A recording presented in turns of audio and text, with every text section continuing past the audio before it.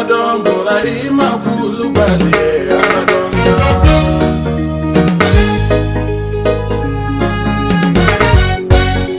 Fana Sheikh Brahma Aladon Burahima Kulubali Aladon Fana Sheikh Brahma Aladon Burahima Kulubali Aladon Fana Sheikh Brahma Aladon Burahima Kulubali Alakali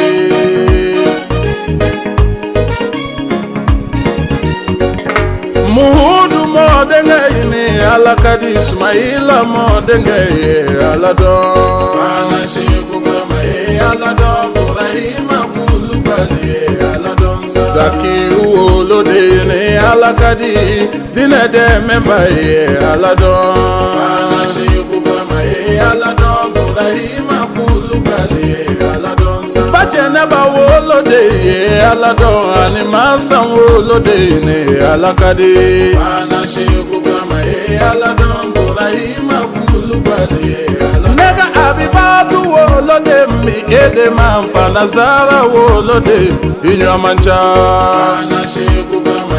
Aladon Burahima Kulubali Aladon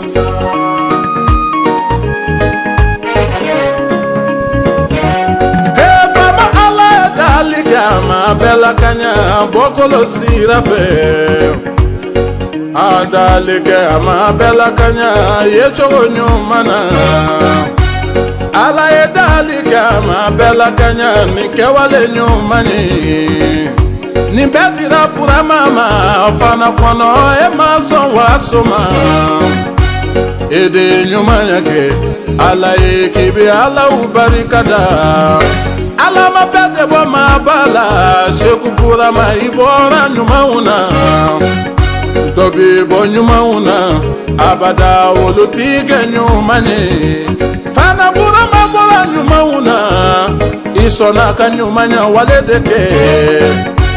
Ede ingani anya Ini bade unche Sheikh Brahma yo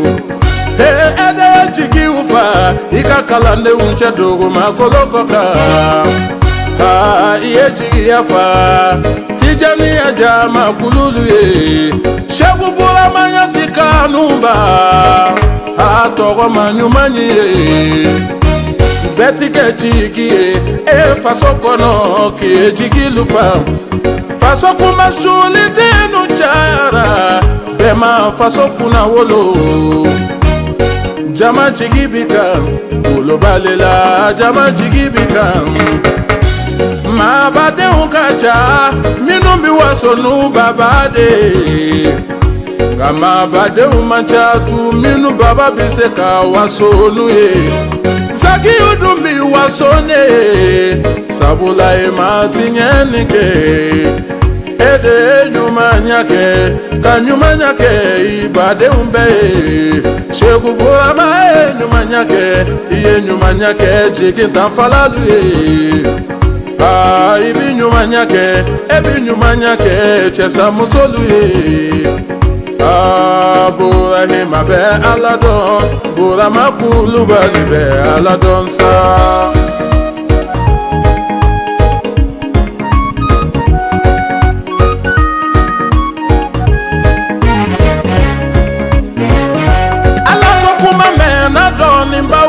Tinyana mbe masabali minata abada Ami Sheikh Brahma Burahima de sabali minata ala kukuma mena Tanimba chamana tinyana umayere majigiluta abada Ami Sheikh Brahma Fana kona iye yere majigiluta ala kukuma mena Tanimba chamana tinyana umanyuma ya waleluke Jiginta unjigi anyuma bifo Fana kono Sheikh Brahma Kulubali be Aladon Brahma ini alakadi Sheikh Brahima Aladon sa Sheikh Brahma Aladon Burahima Kulubali Aladon Sheikh Mai bale makeibi Aladon Basmaila bale makeibe Aladon Ali bale makeibe Aladon Abulai bale makeine alakadi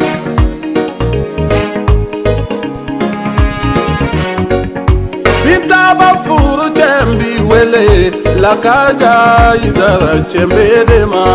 ana Sheikh Ibrahima aladon Ibrahima Kulubali aladon he asawa ge furu teyo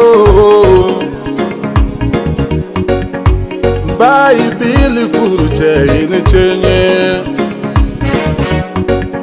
hawa kaba wolo fanyuma mumbarigi wolo fanyuma yo miwele mide umbefu nunu tola Sheikh Ibrahima yo kanedo sijola